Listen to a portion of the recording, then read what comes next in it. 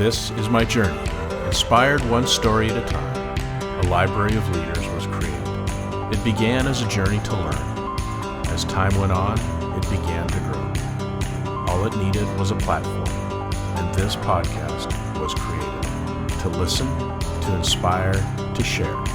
I am a storyteller, and this is my journey.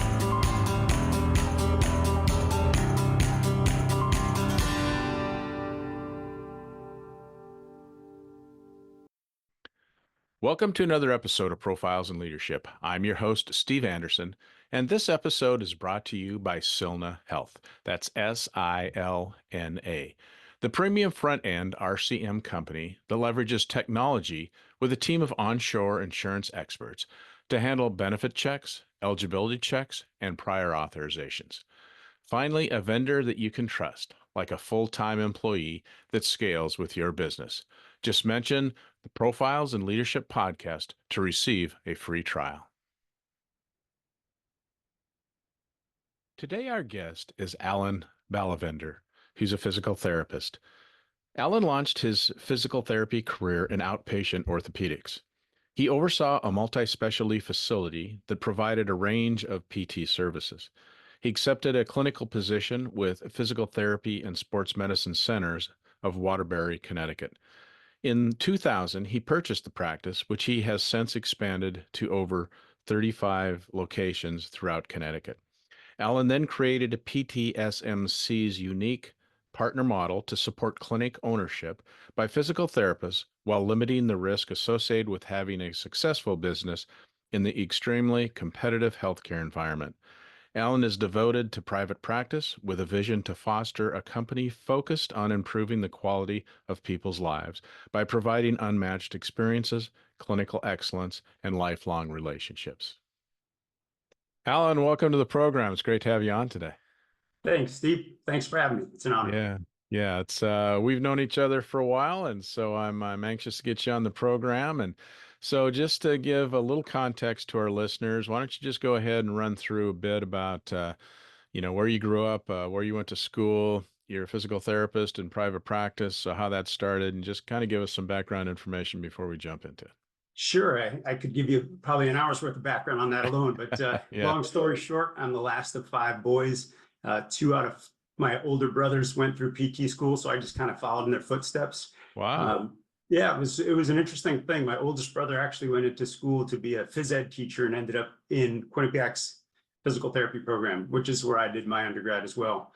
I actually followed him through a grad program at the University of Hartford for a master's in organizational development. So similarly degreed, as I said, last of five boys. My dad had a corner garage and we all grew up pumping gas and changing tires with the explicit lesson that we were not going to go back to Regal after high school or college. So they really pushed the education on us. Okay, good. So you started, and that's in Connecticut, right? That's where Yeah. you grew up, and that's where you live now. Yep. Grew up in New Britain and live in West Hartford now. So stayed in Connecticut my whole life. Okay. So you go to PT school, you come out. What was your first job as a physical therapist? Well, interestingly, when I came out of school, it was at a time where there was hiring like crazy, not unlike now. And I really didn't want a real job to start. So I kind of contracted. I made my own contracting offer, if you will. And I worked for 3-month blocks at different places. I was paid pretty well, but I also had the freedom to travel and to not go to work if I didn't want to. So that was a really good gig for a couple of years. And then I ended up settling into an outpatient job for about 5 years. And then I left the field completely for a little while and then came back. So what did you leave the field? What did you go into when you left the field? I ended up going into a healthcare consulting gig with a partner, actually, two young guys who knew nothing about healthcare, started our own consulting business, which seemed like a good idea at the time. Yeah. Okay. We were fortunate to then meet a couple senior guys who took us in under their wing. I did that for about 5 years and really found that I just missed the people side of our world. I missed the relationship side of our business and came back to the fold, if you will, working part-time for a gentleman that I ultimately bought his practice. So did you feel disillusioned with the PT world when you left, or was it just something exciting and new to try? Yeah, I think it was something exciting and different, something I never imagined I would do. And it was great for a little bit of time. And then what I realized within a few years was being in cool cities like Chicago and New York is great, but by yourself isn't all that great. And enough Yeah. meals by myself, enough times at the bar by myself. And I said, I really don't want to do this anymore. So Yeah. came back to PT after that and have loved it ever since. Okay. So you said you went to work for another or for somebody who was in private practice, and Yep. then you ended up buying that practice. So how did that come about? Well, he was kind of at the end of his career, kind of wasn't sure what he wanted to do. Had mentioned he might want to sell it. It was a single practice. So I had expressed my interest. I have an older brother who was in PT for a while, who built and sold practice. So I kind of knew what I was getting into a little bit. I bought the practice from him in 2000, actually, a single practice. Back then, there was probably 8 or 9 of us working there. So coming up on 25 years now, hard to believe. Yeah, it is hard to believe. And not only that, you took that from one practice and now you've got what, 30 something in your company, right? Right. We have 32 that are operational now. We're building out 33rd and 34th. So hopefully by year Yeah. end, we'll have 34 sites. And it was kind of an interesting piece. I know I've mentioned this to you in the past, but really what I went out to create was an ownership model that entrepreneurial PTs could have a piece of the rock if they wanted it. So we built a Yeah. partner model where our partners can own up to 40% of the site they manage. And many have done that. Not everybody did, but many have taken the stab at ownership, which has been great. Yeah, that's great. And does it take a financial investment to get into that, or do you just sweat equity give that portion to it? It is a sweat equity model, Steve. So we Okay. ultimately sign a line of credit, and the line of credit then turns into a loan once we're kind of break even, if you will. So we kind of follow it closely, and when it gets to break even or better for 3 consecutive months, we then turn that into a termed loan, and that's how they get in. So as long as the business is doing well, they don't have to write a check. And fortunately, we haven't had any failures yet. So people have been able to sweat equity their way into a decent living. That's great. So now you still own the company or the practices. Correct. So if let's say I did that and I had my up to 40% ownership and I'm doing my thing, let's say that I want to leave for whatever reason. Do Yeah. I sell it back to you? Do you buy me out, or how does that work? Yes, great question. Long story short, we tried to figure out what the ins and outs would look like, which is hard to do before you actually do something, right? Yeah, So we exactly. have 4 sets of partner documents, but one of which is the buy-sell agreement that if a partner leaves, we as the company are obligated to buy their shares back. And your shares, if it was you, Steve, are not transferable. So you can't give them to your wife or your friends, or you can't sell them Right. anywhere else. So it's a pretty tight little package. But yes, we are obligated to buy back the owner's interest over a 3 to 5 year period, depending on how much financials are involved. Okay. And so since in the 25 years, have you had to do that a time or two, Yeah, or? Okay. yeah, we've had 3 to date. One partner changed fields, just left PT, which was a bummer. Yeah. One retired, and one had some issues personally that was not a good decision to continue on ownership. So all 3 of those cases, we met our obligations to buy them back, buy their shares back. Okay. And just curious, you said you have two brothers that are physical therapists. Yeah. So are they in companies similar to this? Do they work in your company? What have they chosen to do? And just No, as no, my comparison. oldest brother Hank is pretty much retired, sits on some boards still, but his Okay. was a private practice, pretty similar. I think they had 17 or 18 sites when they sold some years ago. My Okay. brother Paul is a retired lawyer, so he went from PT school on to law school and then ultimately retired from law. Wow. Wow. Really interesting. So you're in this practice, you decide you're gonna purchase it and do your own thing. Did you always have that growth mindset? Was it like, okay, I'm gonna got my one clinic and I'm gonna grow this to 32, or did that just kind of happen by chance? I would say a little of both. I knew when I went in that I wanted to have more than one clinic. And like I said, I'd already sketched out the model before I bought the first practice. So the model was kind of in place. And it really is a bit of a scale thing. So as we started to scale up a little bit, it became an opportunity to then hire people from an administrative side who were much more talented and skilled at what they did than I could be, which it didn't take long to kind of move to the mantra of hire people smarter than you. I didn't Yeah. realize it was going to be that fast and that easy, but yeah. So and really, almost all of our growth has been intrinsic. So folks that have come through our system that say, yes, I want to hang a shingle. They've gone through our leadership program. They have an understanding of what it means. We've done some acquisitions, but by far and large, it's been de novo, and it's been starting with our own Right. people, which has been great. So would you say that those PTs come to you because they know there's that track and there's that possibility, or do they just come and see what you're all about and then want a part of it? I think it's a little of both. I think it's Okay. a little of both. We've certainly hired some new grads who aspire to be owners, which has been great. It Yeah. usually takes 3 to 5 years of you got to have your clinical stuff down pat first, and there's Sure. that building on that skill set first and foremost, because all of our partners still treat clinically, and they need to be the leader in the clinic in terms of capabilities and being able to deliver. So it usually takes 3 to 5 years, but we have had some come on board with the expectation of being partner one day. Yeah. Okay. And you're the CEO of the big organization. Yes. Do you still treat patients at all, or are you I don't. totally I okay? don't. It's probably been about, I would say 10 years now, Steve, and I still miss Okay. it. But I think it became rapidly apparent to me that if you were not on the cutting edge, you were losing it really quick. So Yeah. I felt within a short period of time, I was not as capable as our clinicians to treat, and have said, that's okay. Let them do their thing, and let me do mine. So I've stayed out of the way. Okay. So at what point in the growth of this company did you say I need an executive staff or I need, a team around me and what was your first hire? I think it was probably as we grew past the fourth location.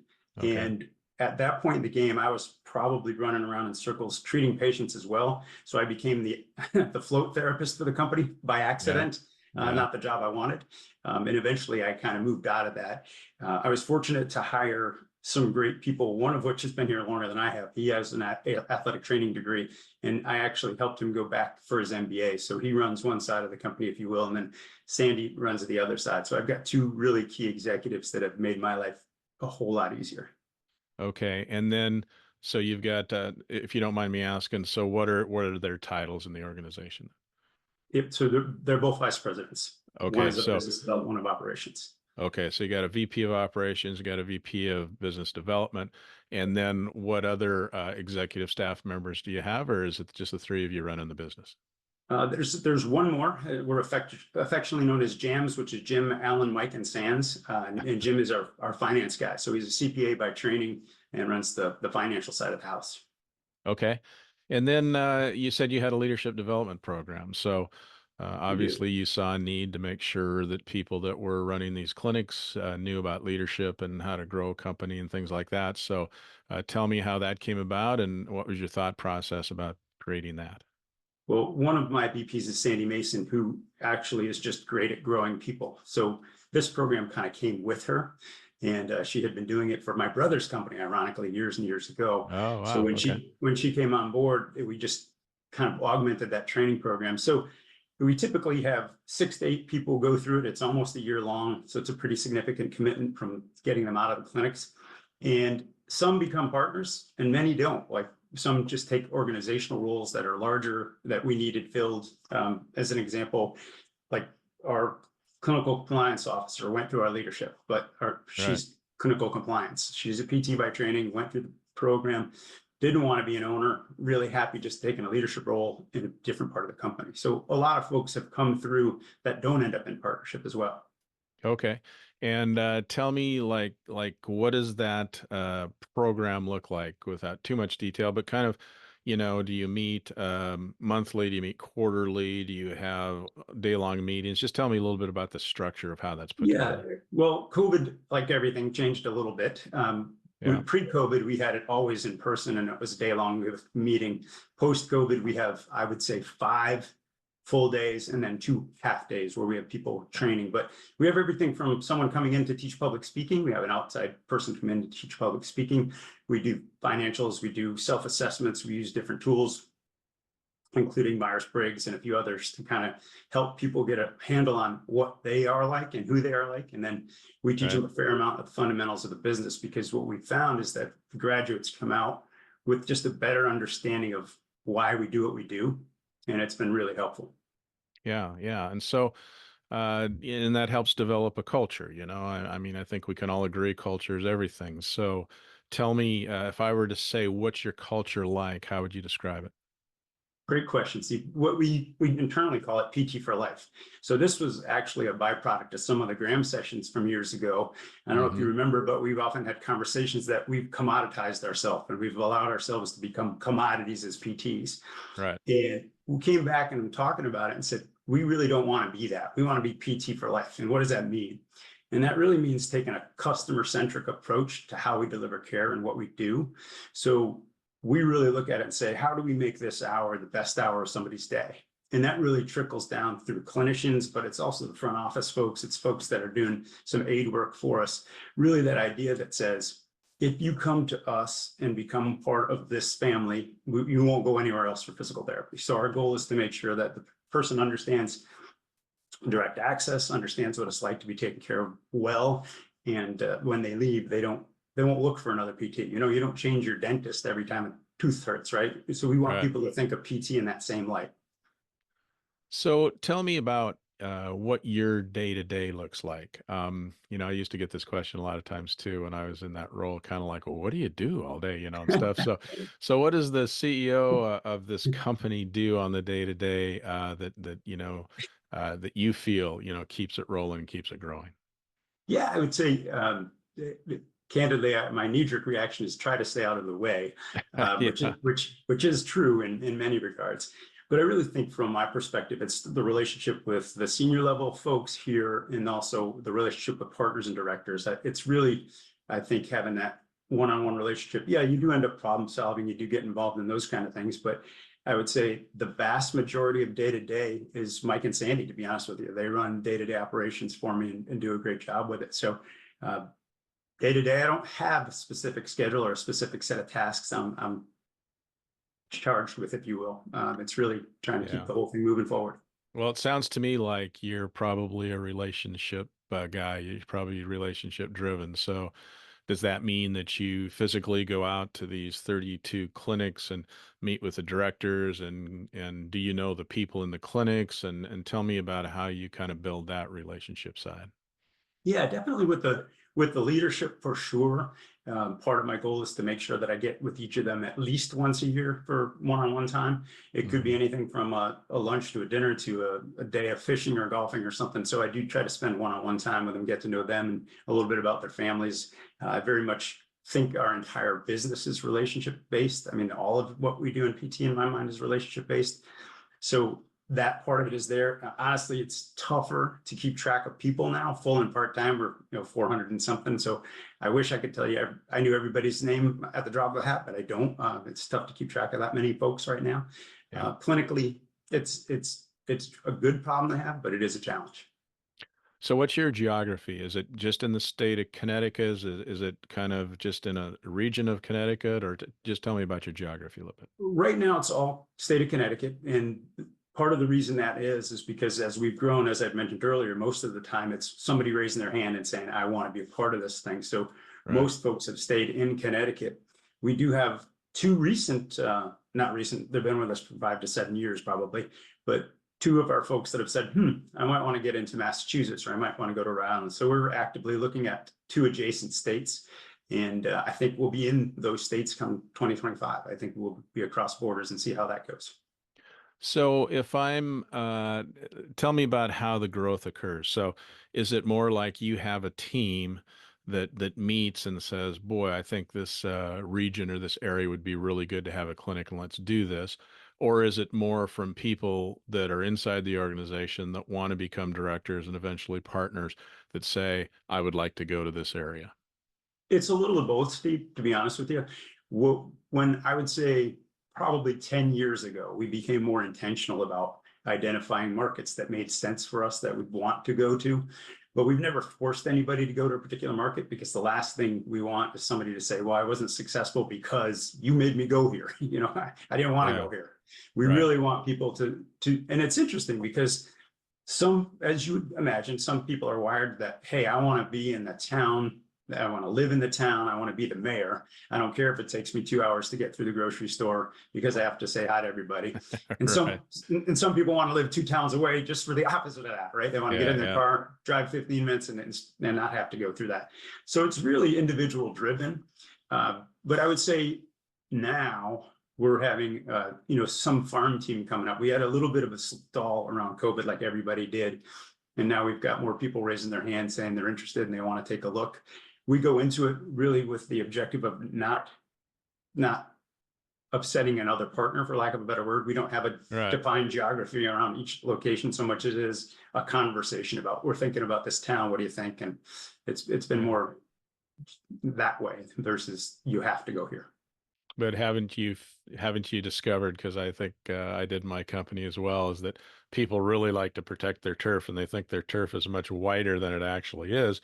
But yet when you put in another clinic that they may see as a little too close or whatever, usually both clinics do better, right? Rarely have you hurt another clinic by putting another one as they would worry about being too close.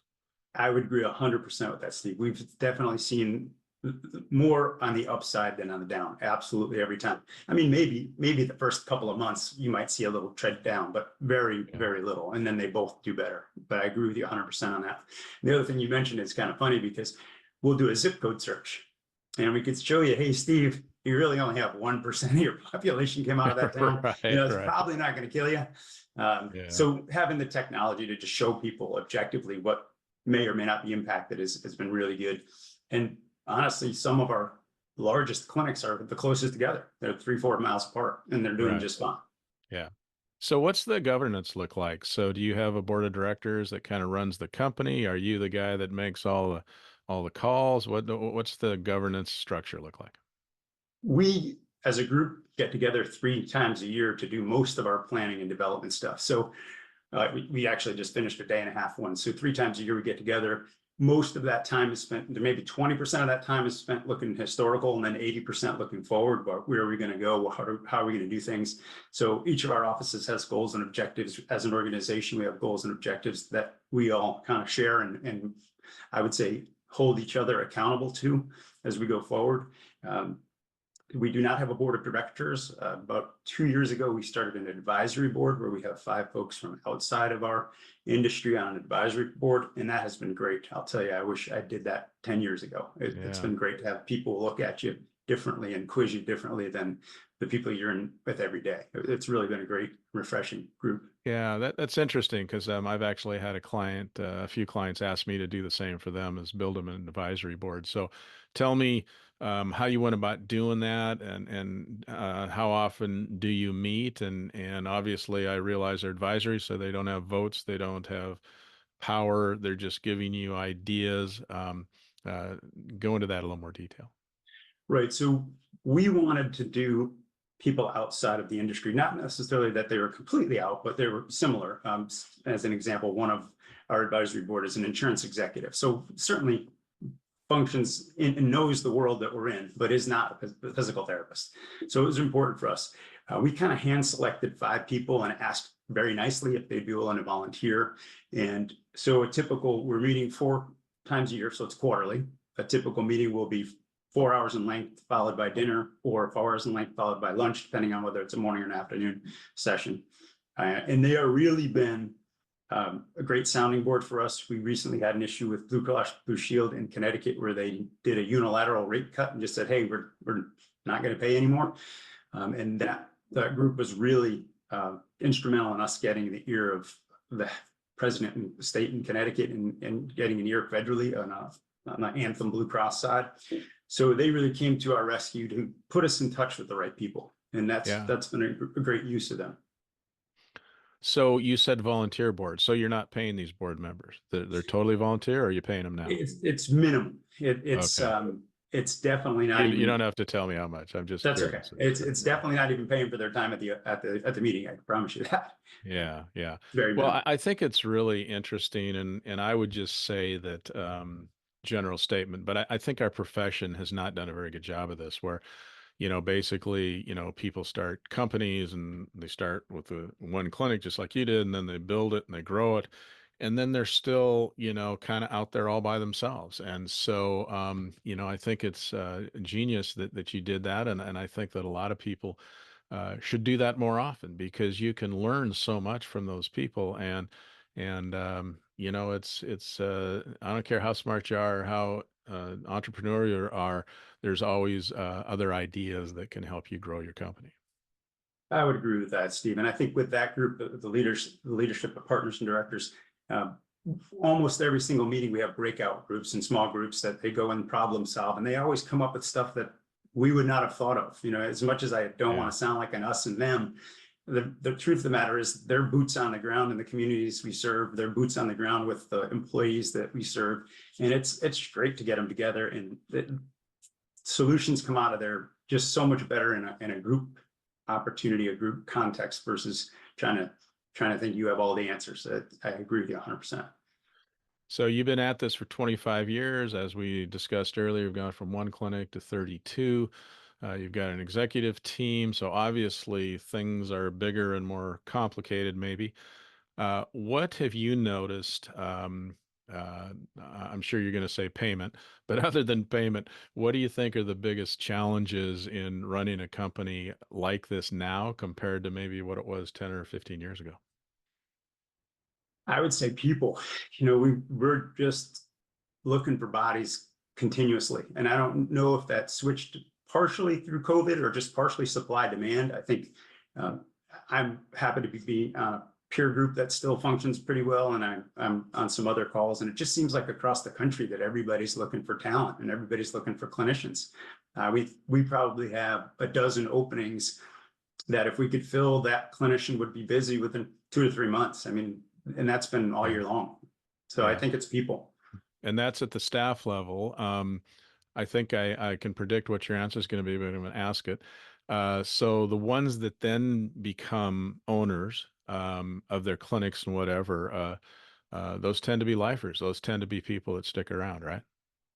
They are, and they also tend to be the rock star, right? And that's Yeah. one of the things we had to really make it okay, because when it's Steve's clinic and he's got a rock star, he doesn't necessarily want to part with that rock star to let him go start their own clinic, right? I mean, Exactly. let's face it, they're a Yeah. rock star for a reason. But usually what happens is over time, you realize it's the right thing to do because that person has worked hard for the opportunity. They're going to take it, whether they take it with us or with somebody else. So Right. let's be smart about keeping the resource in the family, and let's help them get to where they want to go. But it's funny because, as I said, we just had our annual meeting, and you can see kind of where the disciples came up. They're always with each other again at the round table. It's going to be the partner that spawned the other two partners, and they're at each other. Yeah. At each other's shoulders because they are proteges, so to speak. So Yeah. it's great. It's a great way to do it. But yes, getting a partner to part with their rock star can sometimes be a little challenging. Yeah, yeah. Well, and then I'm sure you have examples of there's certain leaders in those clinics that produce multiple future partners just because, they're a rock star. They know how to grow people. They know how to, help them become leaders and mentor them and coach them and all the things that it takes. And, some people are just better at that than others. I agree 100%. I mean, I wouldn't name names, but I agree with you 100%. Yeah, yeah. Okay, and so then, I think it's really an interesting point here, and of course, I come from a company, as you well know, that has that same philosophy, and I do think that, obviously, I'm in it hook, line, and sinker as far as when it's a perfect example is if you give up some of the wealth, it comes back to you in an ROI that you can't always predict because the fear is, oh my gosh, I've got all the experience and I'm taking all the risk and I'm all doing all this kind of stuff, and then I'm going to give away, up to 40% of it. A lot of people would say that's crazy, but yet it enables you to grow in a way that you have, like I said earlier, kind of the lifers, the ones that they're going to be there. They're going to be there for the long haul. And if they're good, you benefit from that and can scale it. Absolutely.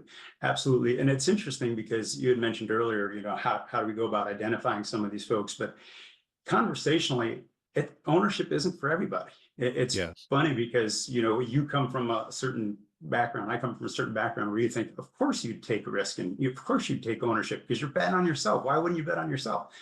But in a room full of PTs, I'll bet you out of 20 of them, maybe one will raise their hand. Yeah. Maybe one. So it isn't for everybody. I get it.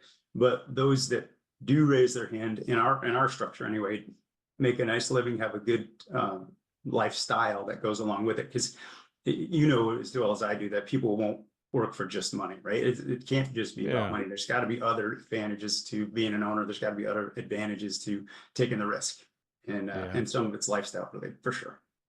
So do you do other programs as well? I'm thinking of yourself personally, but then also of, people in your company. Do you do um, uh, coaching things? Do you have mentorship programs? Do We you do. do you put them in Vistage? Tell me a little bit about your philosophy behind that and what you do actually. Yes, we have a very active employee engagement component. We actually have a dedicated staff member that's employee engagement. And we really try to take people's interest and help them grow. So all of our employees go through what's called a Dialogue for Development program, D for D, that they go with their mentor or their manager or partner. And it works through the hit. Where are you going? It's kind of a goals and objectives over a year's period of time. We also have an orthopedic residence program. We have an active active clinical onboarding process that takes almost 2 years. It's called our docs program. So our internal courses are taught by our experts for our new hires. It takes almost 2 years for them to complete the 8 core courses to get through. So we spend a lot of time trying to develop people. Again, I think it comes down to people is all we have, right? Whether it be a front office person or be a clinician or be a partner, people is the only resource we have. It's the only asset we have. So as a philosophical point, we really try to spend time growing people because it makes them better, it makes the organization better. And one of the advantages of getting bigger has been creating opportunities for people that just aren't there in a single practice, right? Yeah. There's only so much growth you can have in a single practice, whereas as we've gotten to the size and scale we are now, it creates opportunities for people to do more. So it's For been fun. sure. So what's the title of that person who kind of drives all that you said? Well, Sandy is our director of operations, so she's vice Okay. president of operations. But a lot of the development stuff comes through her, has her hand on it for sure. Okay. Well, but I thought you said there was someone who's kind of like the So we have an personnel employee development, engagement. Yeah, she's employee director of engagement. employee engagement. Yep. Okay. Okay. And is that a different person than Sandy, or is that there's Yes. Sandy? Okay. So Yes. that person that we're talking about now, when did you decide that was someone you needed in your company? And because again, I'm just trying to help other people think through this. You think, oh, we could really use somebody like that. That'd be great. But that's a salary that is going to have no revenue to set it off, so to Right. speak. So It won't. when do you decide to do that, and tell me what your experience has been when you did that? What's the ROI on that? Well, it was probably 2 years ago now, Steve. It was probably coming out of Okay. COVID where we realized a couple things. One was we tried to invest a lot in our people, and it was always tough to lose somebody, right? You could have them for 3, Yeah. 4, 5 years, and then to lose somebody, we said we really don't want to do that anymore. So let's figure out what we need to do to get in front of people earlier, to kind of ask those questions. Are you still happy? What can we do? How does this work? And we came up with this employee engagement role largely to make sure that we were doing things like we just had a big pumpkin contest for Halloween, and we were doing things that said, hey, thank you, or we appreciate you. And it's really just her job to get in front of our people on a regular basis to say thank you, to put things in place that are fun and exciting. And the bottom line is we don't lose anybody, right? Let's keep good Right. people. Let's keep good people as best we can. And that's really been a part of her focus, and it's helped us, I think, get in front of some of the problems before they become a problem. And it also helps us retain people, which has been awesome. And wouldn't you agree that I've always felt that if people um, know or feel that you're helping them learn and grow, and that you care about their personal growth, in their profession and in business and so on, that those are the people that usually stick around. Yeah, yeah, I think so. I would agree with that. And I think it sounds a little crass, but if somebody doesn't want to be here, that's okay too. But Exactly.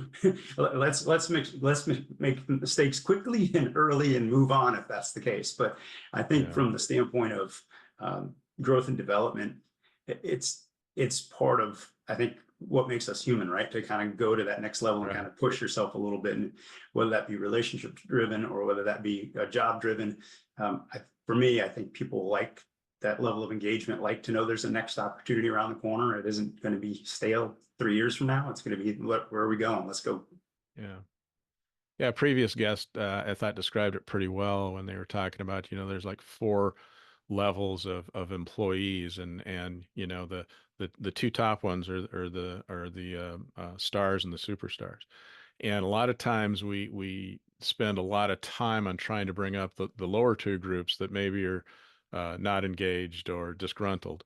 But he was making the point that if we take those stars and really put in the time to help them develop, become superstars, that's where we really get a lot out of it. And so, not that you have to forget people below that level, but sometimes, as you said, not everyone's totally engaged. Not everyone wants to be uh, uh, do what it takes to become a superstar, and that's okay as long as they're not disruptive to the organization. But maybe we better use of our time is to make stars into superstars. Yeah, it's an interesting way to look at it for sure. But and I do think that you know, people take opportunity differently too. You can put a bunch of opportunity in front of folks, and someone's gonna go for it, and others might not, and that's okay. And I Yeah, think it's, to your point, it's okay to have people that just want to do a great job as long as they do a great job and don't cause problems. So when they cause problems, yeah. that doesn't work. So even though you have this great development piece of your company, have you had to give up on a de novo or starting to practice somewhere or whatever because you just didn't have that right person to go in there? I think our growth could have been quicker if we Hmm. had more of the people raising their hands. I think we could have grown Yeah, faster than we did for sure. I think early on it was a little bit harder than now. Like partners now, I think coming on have a great history. We've got 15 years of history that we can show you. Hey, Steve, if you're doing this, this works, and if you're doing this, this will work. And mm, we've hired practice liaisons, which is essentially a sales force for us. So it's taken a little bit of that off the table because not all PTs are going to go out and sell themselves as much as we'd like. So we took a little bit of that off the table. But I would say our senior partners now probably think that the new partners have got it easy compared to when they started. But and they're yeah, probably right. And they're probably right. But yeah. yeah, I think if we had more people raise their hands, we could grow faster for sure. Well, and it can be a challenge again because I've experienced this myself. Is that uh, trying to get some of those directors or owners, whatever you call them, to think of the company as a whole and not just what's inside their four walls, because obviously that's how they make their money, that's where their influence is, and so on. But yet, if you can work collectively together as a company as a whole, then more and more opportunity arises. Yeah, I think that's a great observation. Very much in our world, and our world is an eat what you kill model for sure.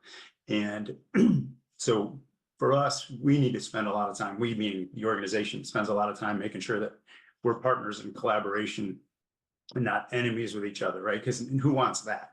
So Yeah, that's where the annual meetings come together. That's where the onboarding process comes together. That's where all of that stuff is in common. But if you really did shave it down to the bare bones, you're right. What matters is in your four walls. But we've got to work hard to make sure culturally we don't let that be that way. It's got to be yeah. a team effort, and people have got to see the bigger picture, and they're involved in the bigger picture discussions and decisions too. So definitely don't want it siloed to the point where people don't feel like they can contribute, and that would be a tough one for us. So have you ever considered paying that director or giving them some kind of additional revenue or whatever to train and then give up their superstars, or because that's They that's they do that's get a usually little they do yeah. get a little bump if they I mean I'm talking a Okay. little bump compared to what it's Yeah. worth. But yes, they do get a little bonus for bringing for bringing Okay. somebody So up into the so partner there's level. some reward. I mean, there's some people that just see the importance of it and do it and whatever. But again, to kind of expand them outside their four walls, sometimes you have to, give them a little something to say, well, if you do this, this is going to help the company as a whole, and therefore, you can participate this way. Yeah, I would agree with you 100%, Steve. No doubt. Yeah. Okay, so you're at 32 clinics. Are you still looking at growth? You still feel that there's an environment out there that is worth spending your time and dollars and growing it to more?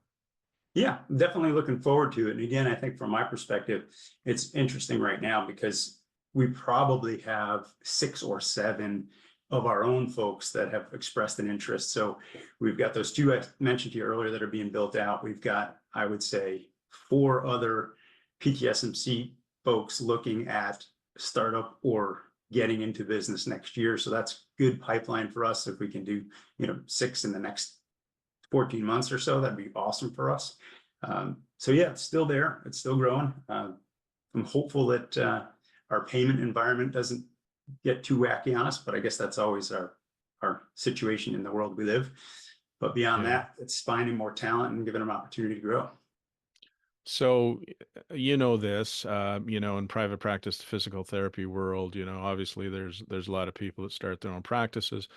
Then there's probably a pretty big group in the 3 to 5 clinics range. There's some that approach 10, but I will tell you, 30 or more is not the norm. It's pretty unusual. So you're in a pretty elite group of people around the nation that have that many more. So um, the next question that comes up, and I'm not asking you to give away any company secrets or anything, but at what point do you think, wow, we could maybe do something different? Maybe you find some investment dollars, maybe you go private equity, maybe you look for a collaborative partner that can help you even grow more, or maybe you look for somebody in a different geography that you can come together. Um, Not asking you to give out any company secrets, but what kind of thought process are you going through related to that kind of thing? Yeah, I think it's been there for years, Steve. So I've tried to keep open relationships with some of the big guns out there that might be potential partners or acquirers. I'm just getting back from PPS, and that's always an interesting place to meet people and talk about what's happening and what's the next thing that's going to happen. So we've kept our eyes open, but have tried to maintain our independence. It does get challenging when you get to a certain size and scale to kind of say, okay, well, this is all in-house and what could we do with a partner? So those conversations have been out there. It's intriguing, it's interesting. I think from my perspective, it's the model is going to create a challenge for a lot of that too, because I would not want to put my partners at risk by a decision I made. So trying to preserve as much as what we've made and the people who've helped make it as best I can. Those are kind of the challenges du jour. As you Yeah. know, in the space, there's plenty of interest. There's a lot of people looking. There's a lot of people that would look at us as attractive because of the size and scale and the locations and all that other stuff.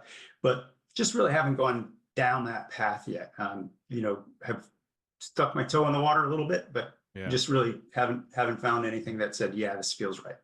Well, and what has made you successful may also limit, your potential partner or whatever in the future too, because, that's not the norm. I mean, if you owned this company, 100% by yourself and weren't giving out the kind of, um, you know, uh, income potential that your directors have and whatever, that's not the norm in the industry. So, for somebody to come in and say, okay, how do we make this work when we're given up to 40%, to a director that's doing well, that doesn't necessarily always meet the model that others are used to.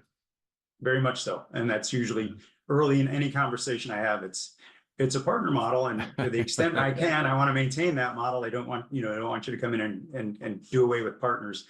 So that's always early in the conversation. And it does definitely get people to think a little bit differently, potential acquirers or partners or investors, whatever potentially you want to put in there. But Yeah. it's worked well for me from a personal perspective, and it's working well for my partners and their perspective. So to the extent I can preserve that, I would very much like to. But we'll see what the future holds. Yeah.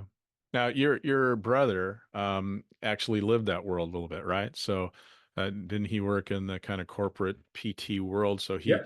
he understands that, and I'm sure is a great resource for the pros and cons. Yeah, for sure. And definitely has been helpful in that. And continues to be a mentor and a big brother and all that at the same time. So yeah, I look to him Mhm. often for advice on that. And hey, what's the world like here and there? And it's been fun to get to know some people who've gone down that path and learn how their lives have changed or the opportunities it's created, and sometimes the challenges that have gone along with it as well. So Yeah. it's again, I don't think it's necessarily one or the other. And I hear a lot of people talk about you've got to pick your partner correct, and you've got to pick your partner correct, and I believe that to be true. Yeah. So let's look at your personal development. So, when you were coming along and you started off, of course, we just talked about your brother, I'm sure was a great resource for you, but, what did you do to educate yourself in business and growth and things like that? Did you use coaches? Did you use organizations? What do you attribute to getting you on the A game to do what you've been able to do? I think a little bit of all of the above, Steve. I think, my master's degree was in organizational development. So that was a pretty cool look at how organizations function and how people function within organizations. I had mentioned that healthcare consulting firm that I'd been a part of getting out early. I crashed and burned a few other companies and small ones. But, if you look at my W-2s, it's kind of like shark's teeth that are a little better one year, a little worse the next, a little better one year, a little worse the next. Yeah. But I came back around to physical therapy because I love the profession, and I did have resources, including my older brother and others, that would be helpful to help me get through. And then really, I think a lot of reading. I read a ton of books, and try to keep in touch with kind of what's happening around us. And I was fortunate to hire some people that were great and who pushed to this day, who still push to stretch me a little bit and help me grow personally as well. So it's been a lot of the above, but both my parents were small business people. So I think probably it started as a young age, sitting around, the dinner table talking about what business was like. So Yeah. been a long road. Well, and in APTA private practice, there's a program called peer to peer, and that's where you group owners of like size clinics or like size companies, and then you can just take it from there wherever you want to do. But it's kind of like it's a mastermind group. So I know you were an early adopter of that, and you've been in Yeah. that program a long time. Does it still function? Are you still getting together? Tell us about that Yeah. experience. Yeah, that was wonderful. Actually, it was great. And I actually just wrote an article for our internal newsletter where I talked about being at PPS and spending some time with my peer group. And we've become lifelong friends at this point in the deal. Started out as getting to know each other, sharing some business stuff, to the point where we shared everything, financials, everything. And then that relationship and that friendship then morphed to vacationing together in Hawaii, and Kelly hosting us Yeah. out in California, and Rob in St. Croix. And, so it's just really been an awesome group. Got to spend time with them again at PPS. They are now lifelong friends. It's really Yeah. morphed from a business relationship to a very personal one. We kept it going by choice. A lot of groups kind of fall off. We kept it going by choice because I think we just like and respect each other so much. And there is not a thing that I wouldn't give those guys, and vice versa. There's no question. Yeah. It just was a great experience. And if anybody else is listening to this and who's thinking about doing that peer piece, absolutely should jump on it. It was a great experience. Yeah, that's having known quite a bit about that program in my experience. Yours was one of those super groups. It was just kind of like we used to use the examples. I mean, this group, they took it so far they actually love each other and vacation each other, and their families know each other, and the kids hang out, and Yeah. so it's Yeah. I that, hosted the group this summer up at the beach down. We're fortunate at Beach House, so I had the crew over, and we rented a couple houses next to each other and did the summer vacation together this year. So it's a lot of fun. that is fantastic. Yeah.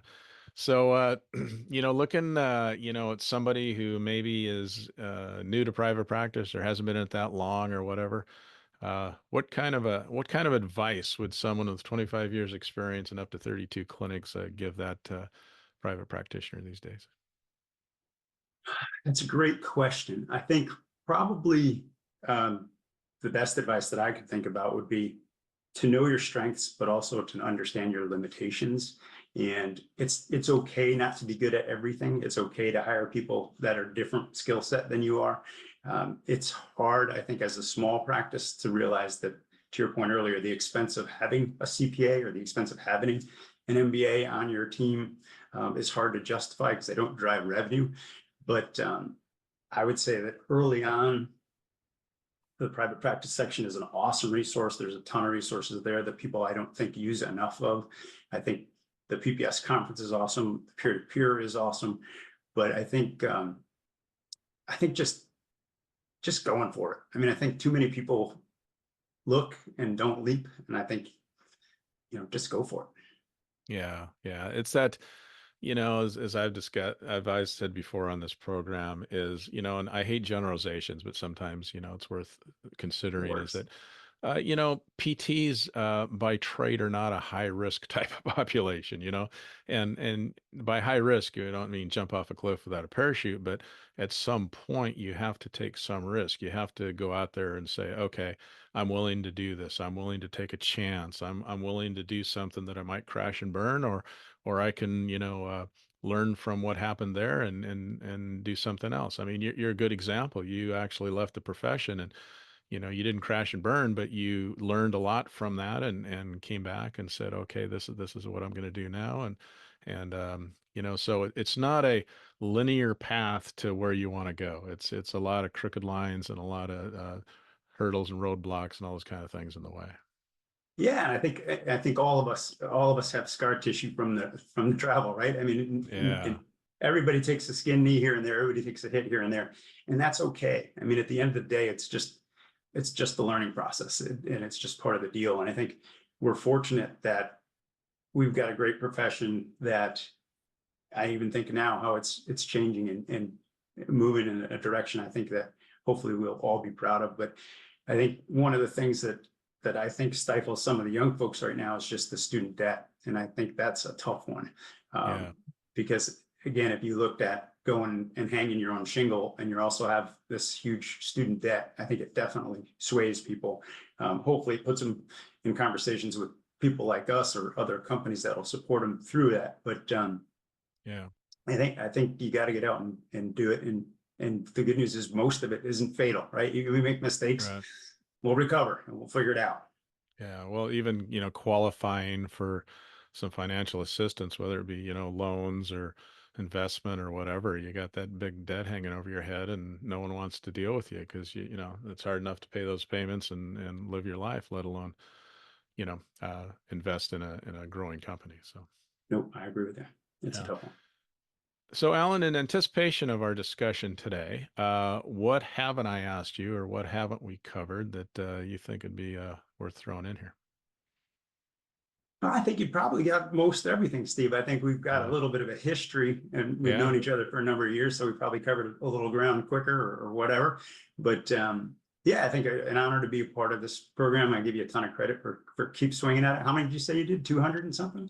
Yeah, I'm up to about 215 or 220, something like that. That's So, awesome. yeah, it's Congratulations. Yeah. just it's a weird deal because, a lot of people ask me, why do you do that? Because I don't make any money off this.